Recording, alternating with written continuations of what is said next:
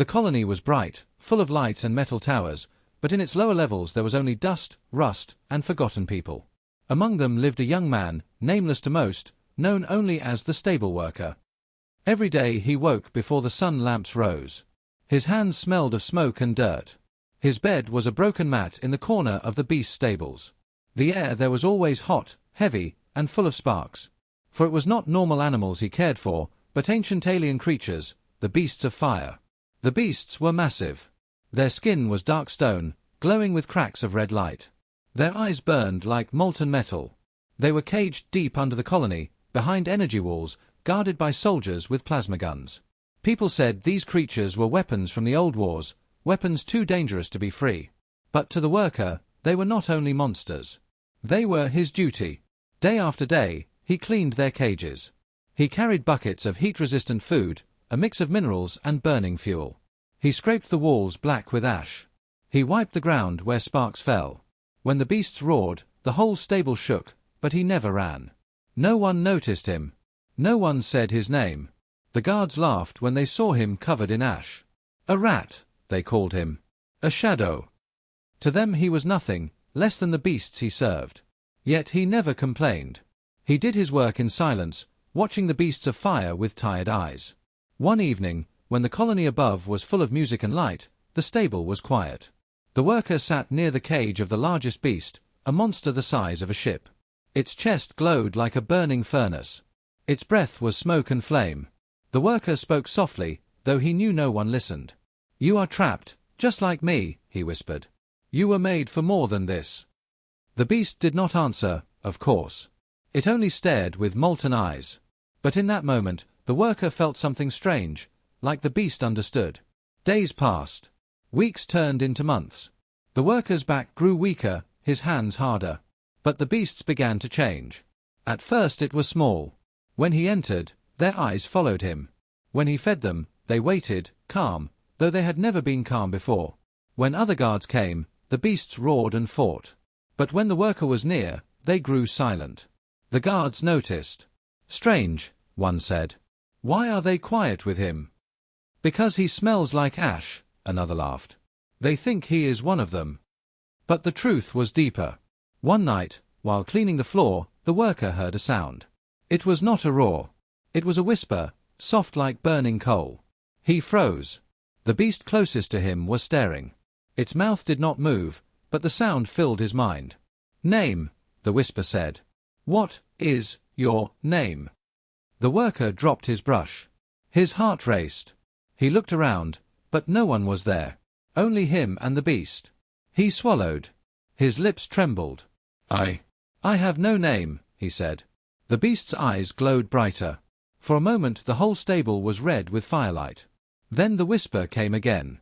"Then we will give you one." The worker could not breathe. He stumbled back, falling onto the ash floor. Never had a beast spoken.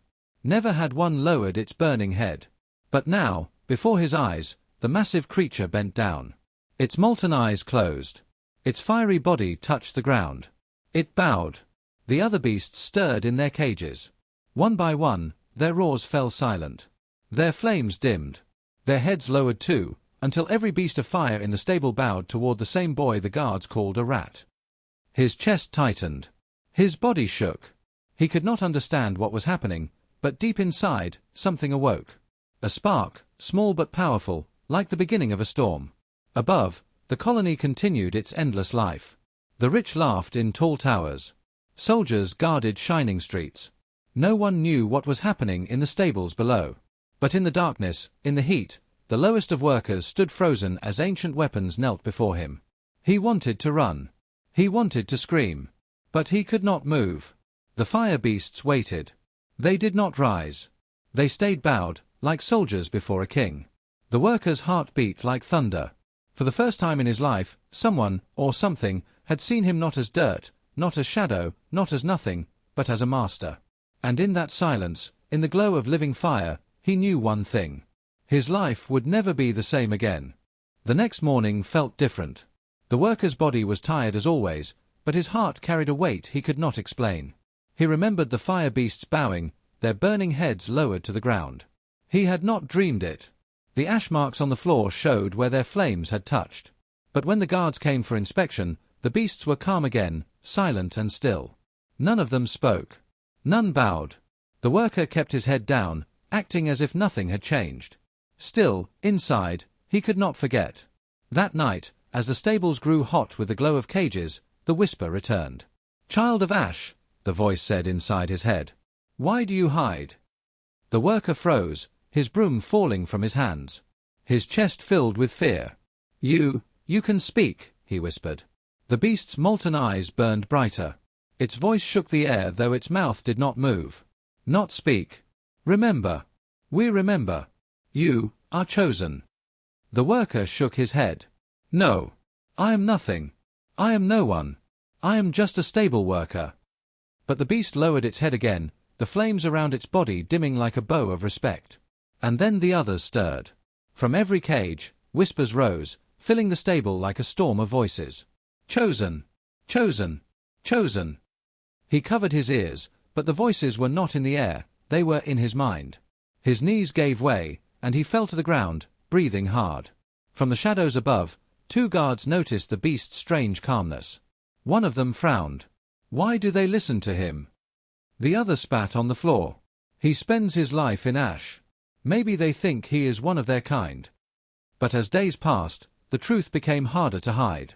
Whenever the worker entered, the beasts grew still.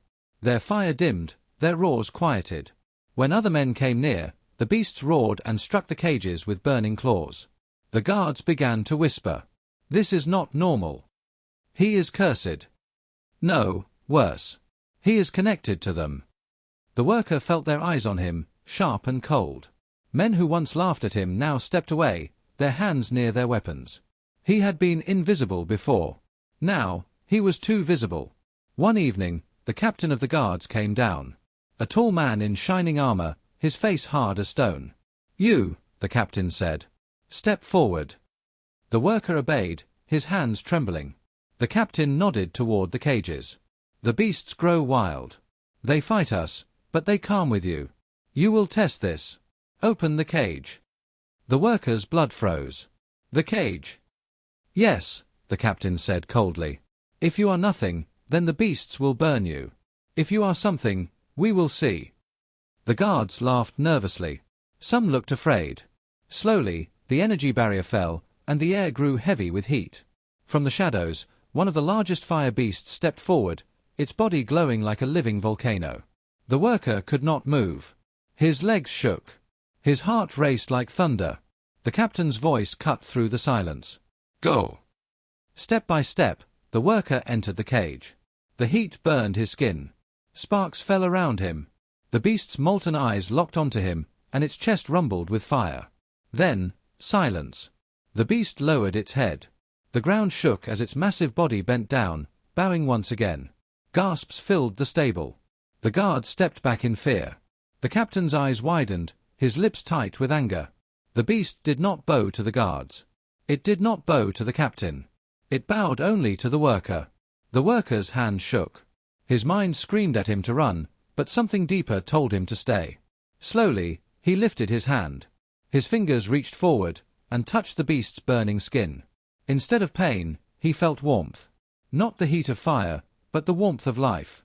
And with that touch, the whispers returned, stronger than ever. "Master of flame, keeper of fire, you are ours." The worker stumbled back, his eyes wide with terror.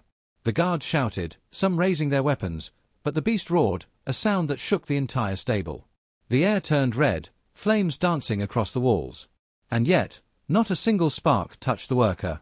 He stood in the center of fire, untouched, while the guards scrambled for cover. The captain's face twisted. Fear, anger, and something else, jealousy. He shouted, "Close the cage. Now." The energy barrier rose again, sealing the beast inside. But the damage was done. Everyone had seen it. The stable worker, the nameless rat, the shadow in ash, was no longer invisible. That night, whispers spread through the colony. Some called him blessed. Others called him cursed. Many feared him. But the worker sat alone in the dark, his hands shaking, his heart heavy. He looked at the glowing cages and whispered, "Why me?" And from the shadows, the beasts whispered back, Because no one else can hear us. His world had changed. His secret was awake. And soon, the whole colony would learn the truth. The colony was never quiet for long. News traveled fast, carried on screens and whispered in markets. The story of the stable worker spread like fire in dry grass. Some called him chosen. Others called him dangerous. But most were afraid. If the beasts of fire listened only to him, then he was no longer a shadow, he was a key. A key that could unlock power, or bring destruction. The guards watched him with sharp eyes. The captain followed him everywhere. And yet, the worker himself wanted nothing. He only wished for silence, for things to return to how they had been. But deep in his heart, he knew that was impossible. Because the beasts had chosen. And soon, the galaxy would test that choice. It began with a shadow in the sky. Strange signals cut across the colony's defenses. Distant lights appeared in the void, ships, sharp and dark, with wings like knives. The alarms screamed. Red lights filled the towers above. Voices shouted, "Alien fleet approaching. Prepare for attack." The worker heard the sounds even in the stables. The beasts stirred, their molten eyes glowing brighter, their roars shaking the walls. They smelled war. They felt blood. The guards rushed down the stairs, weapons in hand. The captain barked orders. "Keep the beasts locked. If the aliens break through, they must not escape." But as the worker cleaned ash from the floor, a whisper filled his head. "They come, old enemies, bring us fire, bring us death." He pressed his hands to his ears, but the voices only grew louder. The beasts clawed at their cages, not in rage, but in hunger for battle. The invasion began with thunder. Explosions shook the colony walls. From the sky, bolts of plasma rained down. Towers cracked, ships burned, people screamed. The alien fleet was powerful. Their weapons tore through steel. The colony's defense turrets fired back, but the enemy ships were fast, moving like shadows between stars. The worker stood frozen as the ground shook. Dust fell from the ceiling. Sparks lit the air. The guards cursed, running for higher ground. But then, the captain returned, his face hard, his armor burned. He looked at the worker, then at the beasts. "They will not obey us," the captain growled. "But they obey you." The worker shook his head. "No. I am nothing. I cannot fight." The captain grabbed his arm. "You do not understand. If we lose, the colony dies. The beasts are our only hope. Tell them to fight." The worker's heart raced. His mouth went dry. To command beasts of fire, to send them into war. He wanted to refuse. He wanted to hide. But then, another explosion ripped through the colony. The walls shook. Smoke filled the air. Above, screams echoed like thunder. And the whispers came again. Stronger. Clearer. "Master of flame, let us burn. Let us destroy. We will obey only you." The worker looked into the molten eyes of the largest beast. He saw not only fire, but also loyalty, waiting for his word. His hands trembled. His voice cracked. "Go," he whispered. "Fight for us." The beasts roared. Their flames burst against the cages, shaking the foundations of the colony. The energy barriers flickered, then shattered under the weight of their power. The guards fell back in terror. The captain shouted, "Hold the line!" But it was too late. The beasts were free. Yet they did not kill the worker. They did not burn him. Instead, they marched past him, their flames filling the tunnels. Each step was like thunder. Each roar was like a storm. When they reached the surface, the sky turned red. The alien fleet descended, their ships raining fire. But then, the beasts of flame leapt into the air, their burning bodies crashing into the enemy.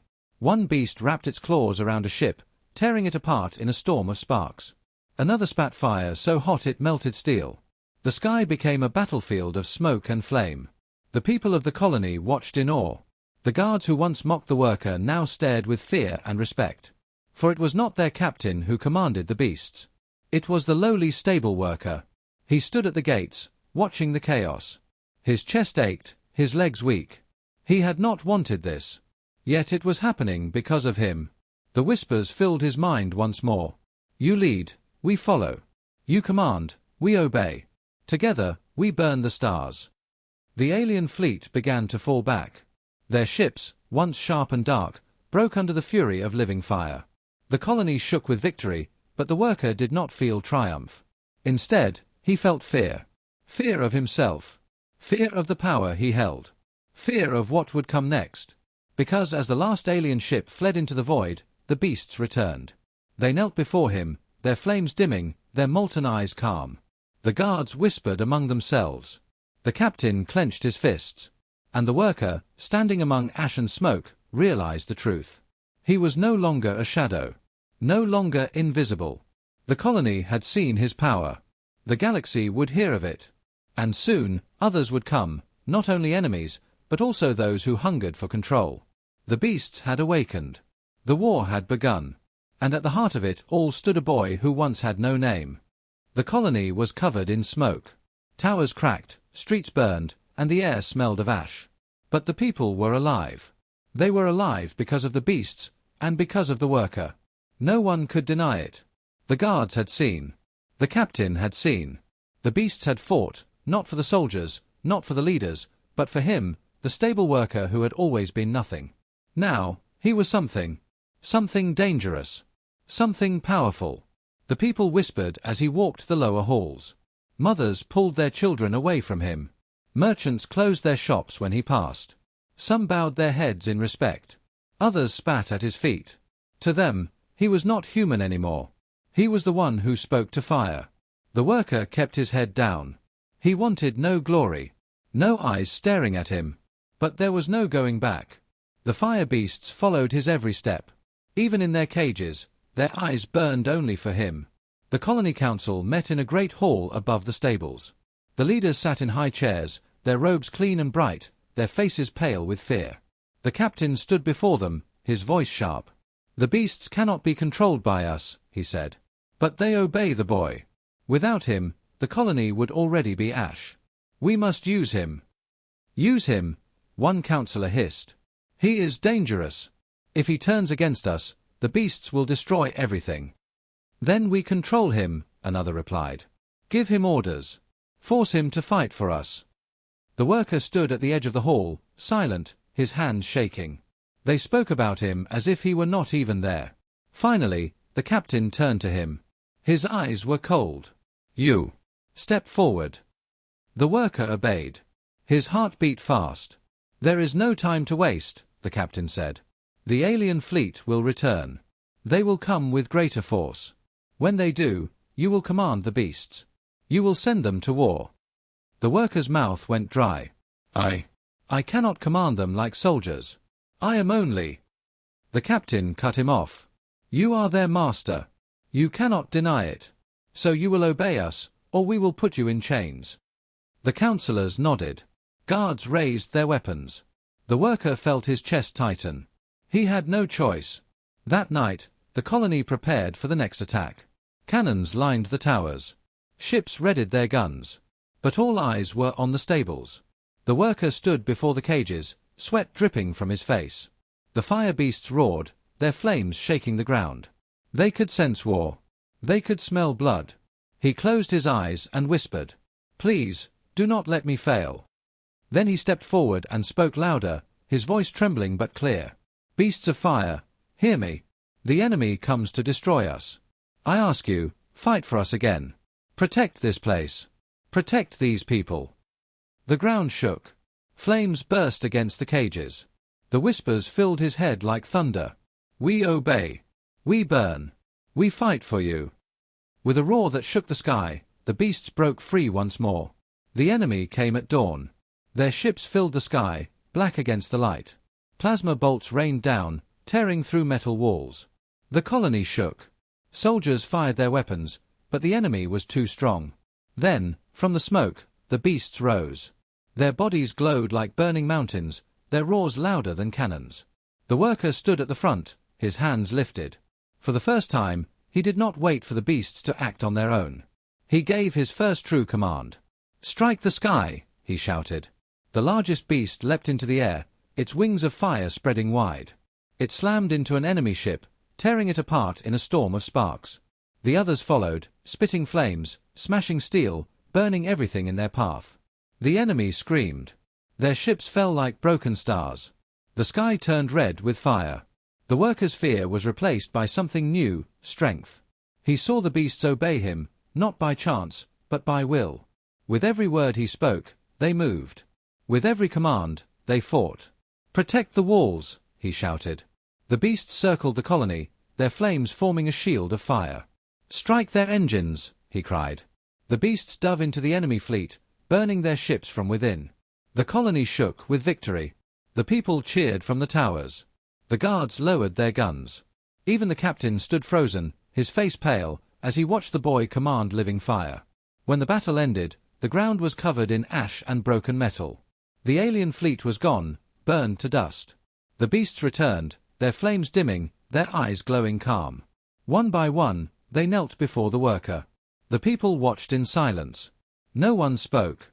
No one dared. The worker's chest rose and fell. His body shook. He was still only a boy, still the same stable worker. And yet, he was something more. The whispers filled his head, soft but strong. "You are our master. You are our flame. Lead us, and we will burn the stars." For the first time, the worker looked back at the beasts and did not feel fear. He felt power. He felt destiny. The people of the colony cheered. But in the shadows, the council whispered, "He is too strong. He cannot be controlled. If the beasts obey him alone, then he must be watched. Or destroyed." The worker stood tall, unaware of the knives already turning against him. The colony was safe, for now. The alien fleet was gone, burned to dust. The people lived, the walls still stood, and the towers still reached the sky. All because of him. But victory did not bring peace. It brought fear. The people whispered his name in every street. Some called him savior. Some called him monster. Children played in the markets, pretending to command beasts of fire. Mothers warned them to stop, their eyes full of worry. The council watched all this with unease. They had seen the truth. The beasts obeyed no captain, no counselor, no soldier. They obeyed only the worker. And power that obeyed no leader was a danger. The worker himself felt no pride. He still slept on the same broken mat in the stables. His hands still smelled of ash. He still ate the same cold bread and drank the same bitter water. But his dreams were different. In the night, he heard whispers of flame. "Rise, master of fire. Rise, above the chains. The stars are waiting." He woke in sweat, his chest heavy. He did not want chains. He did not want stars. He only wanted peace. But peace was not what the council wanted. One night, the captain came with guards. Their armor shone under the firelight. Their weapons hummed with power. "You are summoned," the captain said coldly. The worker followed, his heart heavy. He entered the council hall, where the leaders sat in shadow. Their faces were grim. One of them spoke. "Stable worker, you have power we cannot allow to roam free. The beasts are weapons. They must serve the colony, not a boy." "I never asked for this," the worker said softly. "I never wanted power." "Yet you have it," another counselor snapped. "And power you do not want is more dangerous than power you seek.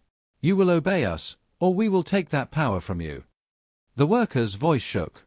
"And if the beasts will not obey you?" The captain stepped forward, chains of glowing steel in his hands. "Then we will cage you, and let the beasts starve." The worker's eyes widened. His knees weakened. The guards grabbed him, the chains burning against his skin. In the stables, the beasts roared. Their flames burst against the walls, shaking the ground. Sparks rained from the ceiling. The counselors trembled in fear. "Keep them sealed. Do not let them escape." But the beasts did not listen.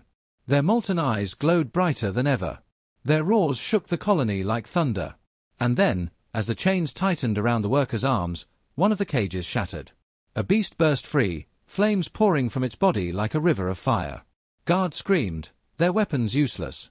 The beast's molten eyes locked onto the worker, not the council. It roared and lowered its head, burning chains snapping apart like paper. The worker fell to his knees, gasping for breath. The guards raised their guns. "Kill the beast!" But before they could fire, the other cages cracked. One by one, the beasts broke free, filling the hall with living fire. The counselors fled in terror. The guards dropped their weapons. The captain shouted orders, but his voice was lost in the roar. And in the center of the storm, the worker stood. The beasts circled him, their flames forming a wall. They bowed their burning heads, their whispers filling his mind. No chains. No masters. Only you.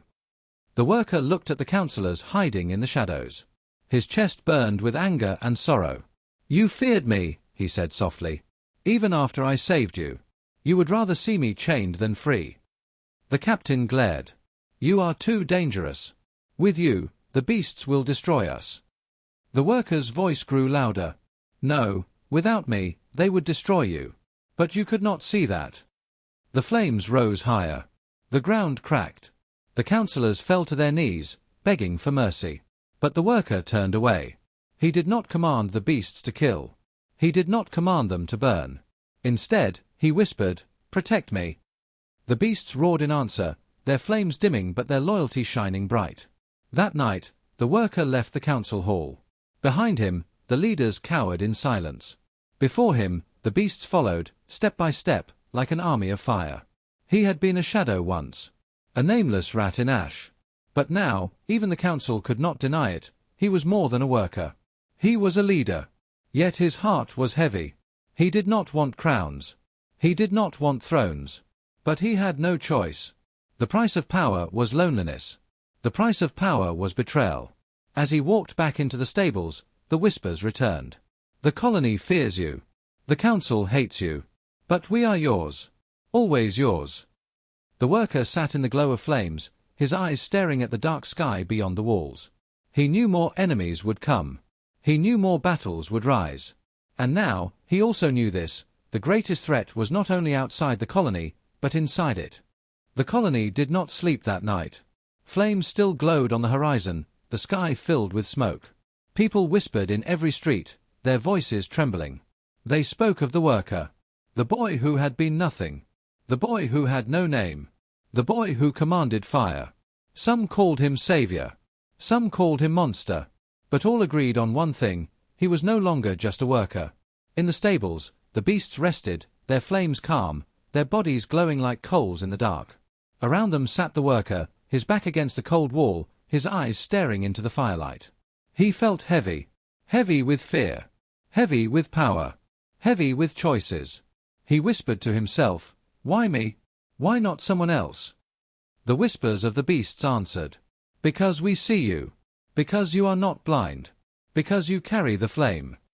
He closed his eyes. For so long, he had been invisible. A shadow. A rat. But now, even ancient weapons of fire bowed to him.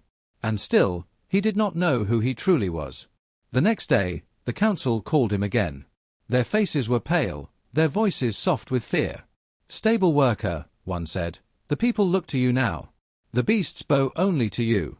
The aliens will return. The galaxy will learn of this power. We cannot hide you." Another leaned forward. "Tell us your name. Tell us what to call you. If the people are to kneel, they must know the name of the one they kneel to." The worker froze. His mouth opened, but no sound came. For all his life, no one had asked. No one had cared. He had been rat, shadow, boy. Nevermore. The beasts stirred in the stables, their voices filling his mind like thunder. "Speak it. Speak your name. Let the stars hear it." The worker's chest rose and fell.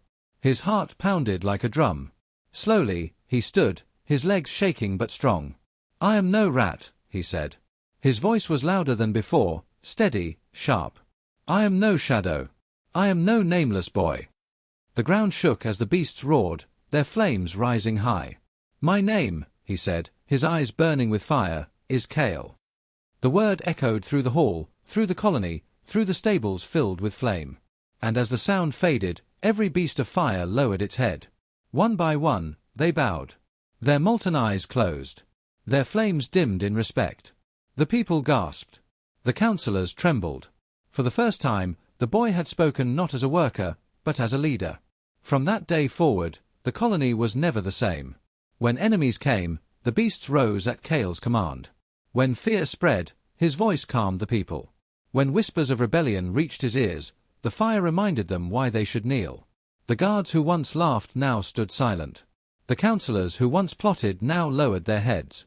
Even the captain, with all his pride, could not raise his eyes when Kale walked past. The beasts followed him always, shadows of living fire. They guarded him, obeyed him, trusted him. To them, he was not just Kale. He was Flamebearer, master of fire, the one chosen when no one else was worthy. Yet Kale himself did not sit on thrones. He did not wear crowns. He still walked the stables, still touched the beasts with the same gentle hands that once carried buckets of ash. But he walked taller, stronger, with fire in his heart. Because now, when people looked at him, they did not see a shadow. They saw the one who turned the tide of war. They saw the one who commanded living fire. They saw Kale. One evening, as the sky glowed red with the light of distant stars, Kale stood at the gates of the colony. The beasts knelt behind him, their flames dancing in silence. The people gathered, their eyes wide with awe. He looked at them, at the council, at the guards, at the mothers and children who once feared him. And he spoke, his voice carrying across the night. "Remember this day," he said. "Remember the day you saw fire bow. Not to kings, not to lords, not to captains or counselors, but to a worker, to Kale." The crowd fell silent. Some bowed. Some whispered his name. And in the distance, the stars seemed to burn brighter, as if even the galaxy listened. Kale turned, his eyes meeting the flames of his beasts. The whispers filled his mind once more, soft and loyal. "We kneel to you. We burn for you. And together, we will rise." For the first time, Kale smiled. He had been nothing once. Forgotten, nameless, invisible. But now, he was fire. And the galaxy would never forget his name.